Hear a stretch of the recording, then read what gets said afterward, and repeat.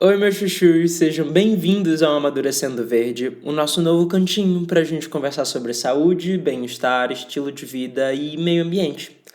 Eu sou o Fael e a ideia aqui é a gente bater um papo maneiro e divertido, sem grandes formalidades, para a gente florescer junto. Cada um no seu tempo, na sua vibe. Afinal, a vida é uma jornada de constante aprendizado e crescimento, não é mesmo? E no episódio de hoje, a gente vai mergulhar a fundo e descobrir de onde vem a minha força. É um papo super real sobre a minha jornada, focando em treino, alimentação e principalmente em propósito. Eu vou compartilhar um pouquinho da minha história, de como eu cheguei até aqui e aproveitar para desmistificar algumas coisas sobre o universo vegano e vegetariano. Eu tenho certeza absoluta que vai ser um papo mega inspirador, cheio de insights para nossa própria jornada. Para começar, eu quero muito contar como uma sementinha da Amadurecendo Verde começou a germinar dentro de mim e como a minha jornada pessoal com a alimentação e o consumo consciente se desenrolou. Bom, meu nome é Rafael, mas pode me chamar de Fael. Eu sou carioca, tenho atualmente 25 anos e a minha transição para o veganismo aconteceu de uma forma que muita gente se surpreende. A data exata foi 8 de janeiro de 2021. Sim, meus amores, 8 de janeiro. E sim, foi da noite pro dia. Eu sei que a maioria das pessoas, e com razão, prefere fazer a transição aos poucos, passo a passo, retirando um alimento de cada vez. Mas eu sou o tipo de pessoa que, para abraçar uma mudança de verdade, eu preciso me jogar de cabeça, dar um mergulho de 100% em tudo que eu começo. Se eu for de mansinho, assim, eu sei que a chance de eu desanimar e parar no meio do caminho é enorme. Então, pra mim, a mudança, ela precisava ser brusca. Eu precisava me adaptar no tranco, sabe? É o meu jeitinho de funcionar. E o mais interessante é que quando eu tomei essa decisão radical, eu já tinha um bom conhecimento sobre nutrição vegana e vegetariana. Isso não foi por acaso. Em 2020, no meio daquele caos, aquele ano tão atípico, eu comecei a me interessar muito por meio ambiente e causas ambientais. Foi uma fase de bastante engajamento político e social para mim. Consequentemente, eu comecei a receber na internet muitos conteúdos sobre ética animal. E para ser sincero, no começo, eu até evitava os vídeos de debates mais pesados, assim. Mas o YouTube, espertinho, começou a me recomendar um monte de receitas vegetarianas e veganas. E eu comecei a clicar. E foi assim, comecei a consumir esses vídeos todos os dias, o tempo inteiro. Foi uma verdadeira imersão, assim, nesse universo. Eu diria que uns 6 meses antes de virar vegano, lá por junho, julho de 2020, eu estava devorando esse conteúdo. Eu aprendi sobre a importância da vitamina B12 e, o mais importante, consegui destruir muitos mitos assim que eu tinha. Por exemplo, eu não sabia que era possível ganhar massa muscular e ser marombeiro sendo vegano. Eu pensava, como assim? Sem carne? Impossível, velho. Mas aí eu comecei a ver referências incríveis, como atletas de fisiculturismo e o próprio Lewis Hampton, que é um grande nome no esporte e no veganismo também. Essas pessoas me inspiraram demais a querer descobrir sobre a alimentação vegetal e o atletismo. Quando janeiro de 2021 chegou, eu já estava com a cabeça totalmente engajada no assunto. A gota d'água, um momento decisivo para mim, aconteceu num churrasco de aniversário de uma amiga, ali pelos dias 5 ou 7 de janeiro, um pouco antes do aniversário do meu pai, quer dizer, um pouco depois do aniversário do meu pai. E eu tava comendo carne, mas eu não conseguia desassociar as imagens que eu tinha visto nos documentários na minha cabeça. Era como se a carne que eu tava comendo meio que tivesse um rosto, sabe? E eu simplesmente não conseguia mais, assim. Foi ali, naquele momento, que eu parei e pensei, velho, a partir de amanhã eu não consigo mais comer nada de origem animal. E nessa época eu morava com os meus pais, né? A minha avó e a minha mãe. E eu tinha vários produtos de origem animal em casa. Eu simplesmente parei de comer. Não joguei fora, deixei que elas consumissem. E no dia seguinte eu fui numa loja de produtos a granel e comprei carne de soja, aveia, todos os alimentos, né, que eu tinha aprendido a fazer com aqueles vídeos do YouTube. Daí eu comecei a consumir esses alimentos. Óbvio, a minha alimentação no início não era a mesma que eu tenho hoje. A gente aprende muito com o tempo. Eu consumia muitos vegetais, só que em proporções bem diferentes do que eu consumo hoje. Meu prato era colorido, sim, extremamente colorido, mas ele faltava alguns nutrientes, porque eu aprendi a fazer receitas, mas eu ainda não tinha tanta preocupação com os macro e micronutrientes. Era uma fase de experimentação e aprendizado. Bom, eu aproveitei essa mudança brusca pro veganismo e eu decidi que era o momento de focar de verdade assim na academia também. Antes eu tinha o hábito de ir, mas era mais pra bater ponto. Eu não me doava. Eu malhava de qualquer jeito, fazia qualquer tipo de exercício no peso mais leve possível, fazia um pouquinho de esteira e ia embora. Não tinha compromisso nenhum, não tinha objetivo. Mas quando eu comecei a me engajar na pauta vegana, eu senti uma necessidade de fazer uma mudança total assim na minha vida. Eu já estava mudando a alimentação, então por que não mudar tudo de uma vez, sabe? Eu comecei a fazer yoga umas 2 vezes por semana. Mais pra frente eu me envolvi com ações de reflorestamento na Pedra Branca, no Rio de Janeiro, quando eu morava no Rio. Participei de alguns projetos que visavam, né, plantar novas árvores e cuidar do nosso ecossistema. E tudo isso me ajudou a ter uma vida com mais propósito, assim, sabe? A me sentir mais conectado com algo maior do que eu mesmo.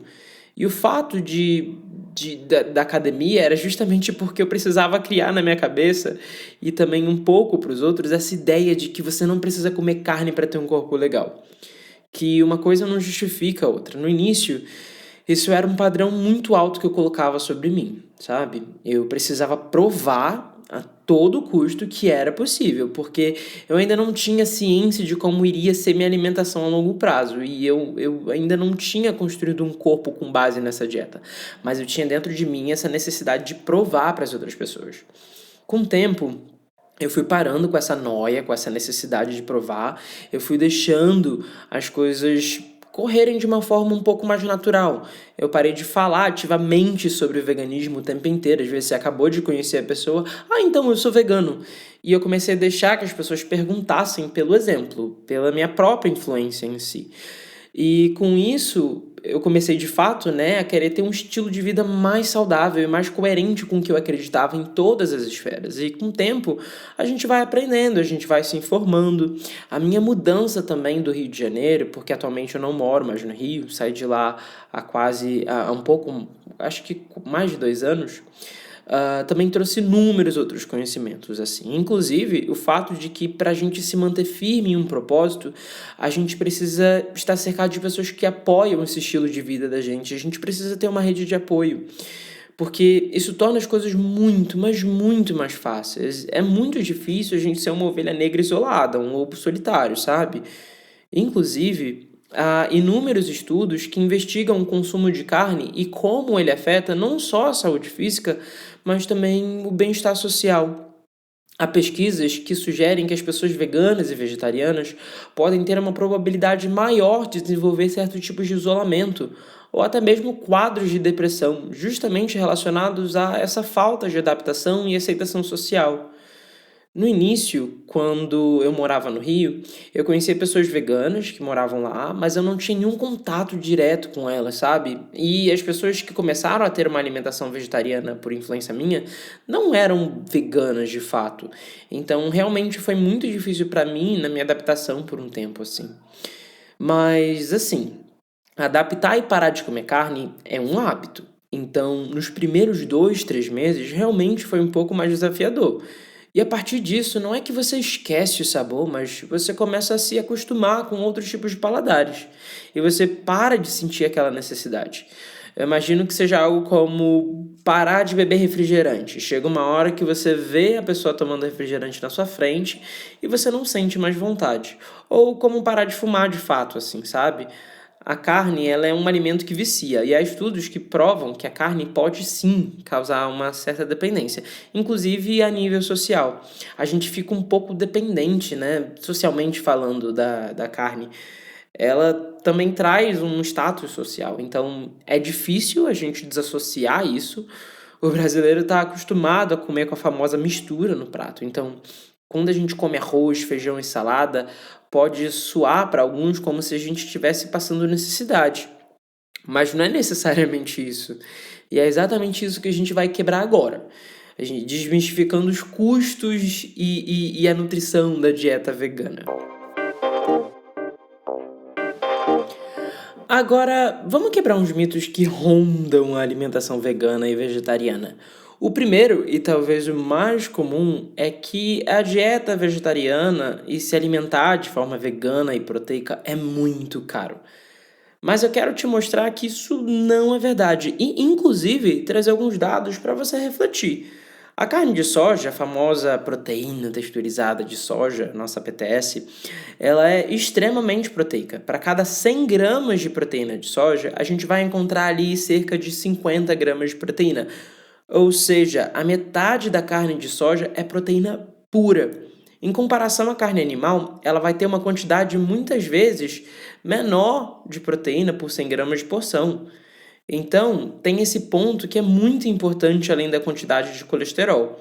A carne de soja, por exemplo, ela não tem colesterol e também é rica em fibras. E a gente sabe que o alto consumo de fibras ajuda no combate a diversos tipos de cânceres, inclusive o câncer de cólon, e também previne doenças cardiovasculares. Resumindo, a carne de soja é um super alimento. Uma outra curiosidade que muita gente não sabe e que é fundamental desmistificar é que a carne não é proteína em si. Na verdade, a proteína é uma cadeia de aminoácidos que são como várias bolinhas juntas para formar uma estrutura maior, sabe? Imagina vários bloquinhos de cimento se juntando para formar uma parede. Várias moléculas, vários aminoácidos vão formar uma cadeia e vão formar um tipo de proteína. Então a carne em si não é a proteína. Ela é um alimento que contém uma alta quantidade de proteína. Mas o ponto-chave é que todos os alimentos vegetais possuem proteínas, em diferentes proporções. Então, por exemplo, as leguminosas, como feijão, lentilha, grão de bico, são riquíssimas em proteínas. Elas possuem X quantidades de proteínas por porção, além de fibras e carboidratos. Elas possuem todos os macronutrientes de uma forma distribuída e proporcional àquele alimento.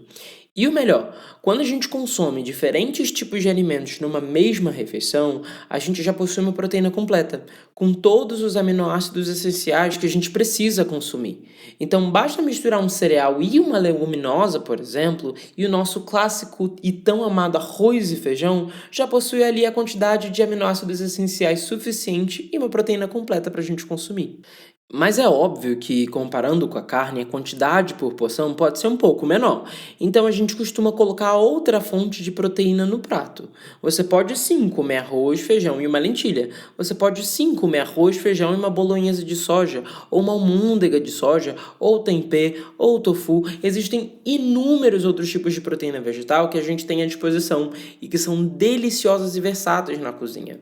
Uma forma que me ajuda muito a treinar e a consumir altas quantidades de proteína sem ficar muito noiado com isso é porque a proteína vegetal de algumas marcas acaba sendo bem mais em conta do que a proteína de origem animal. Por exemplo, a proteína de chocolate da Growth, que é de soja, ela é bem mais em conta do que as proteínas de origem animal. Elas possuem uma quantidade menor de carboidrato e gordura.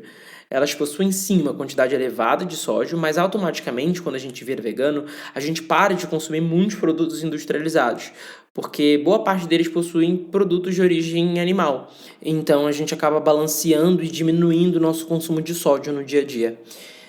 Então, eu comecei a consumir esses tipos de proteína isolada 2 vezes ao dia. Elas me ajudam a bater as metas de uma forma muito mais fácil. Eu adoro tomar café da manhã doce. Meu café da tarde também é doce. Eu prefiro coisas salgadas no almoço e na janta. Mas meu café da manhã tem que ser doce. Então, não é nenhum empecilho para mim. Mas existem inúmeras outras formas. Você não precisa suplementar a proteína vegetal para bater seus macros. É uma forma que eu achei que é fácil. Eu não preciso quebrar a cabeça com isso e é muito saborosa, porque eu adoro coisa doce no café da manhã, que é o meu famoso remeleixo. Acho que qualquer dia desses eu vou gravar um episódio só para falar do remeleixo. Aguardem. Depois que eu comecei a treinar de verdade, a fazer uma dieta vegana, eu comecei a me sentir menos cansado, menos inflamado. Há alguns estudos, inclusive, que investigam o fato de a dieta vegana e vegetariana ser um pouco menos inflamatória do que a dieta de origem animal. Isso porque ela possui uma menor quantidade de colesterol, ou quase zero, já que nenhum alimento de origem vegetal possui o colesterol ruim, o LDL. Então, são muito poucos os alimentos de origem vegetal que têm gorduras que não são saudáveis. Inclusive, a dieta baseada em vegetais é a dieta mais recomendada pela OMS, né, a Organização Mundial da Saúde, e pela American Heart Society como a mais eficiente no combate às doenças cardiovasculares. E eu comecei a me sentir menos cansado, menos pesado, menos inflamado depois que eu comecei a fazer uma dieta vegana. Eu comecei a ganhar estruturalmente um corpo muito maior do que quando eu não era vegano. Tudo bem que antigamente eu não tinha a rotina de treino que eu tenho hoje. Eu até comia muita proteína, mas em compensação eu comia muito ovo. E o ovo é rico em colesterol. Então eu consumia consequentemente uma quantidade maior de gordura e não balanceava em outros alimentos que também eram ricos em gorduras. Eu comia muito queijo, que também é um alimento muito gorduroso, ou seja, a minha dieta onívora não era das mais balanceadas. E quando eu estava na academia, eu também não tinha o hábito de malhar pesado. Mas, de fato, eu só comecei a ter ganhos de massa muscular, ganhos reais, quando eu virei vegano. Bom, agora que a gente já quebrou alguns mitos relacionados ao veganismo e a gente já falou sobre os benefícios dele para o corpo, eu queria me aprofundar um pouquinho mais sobre a questão da ética animal por detrás disso tudo.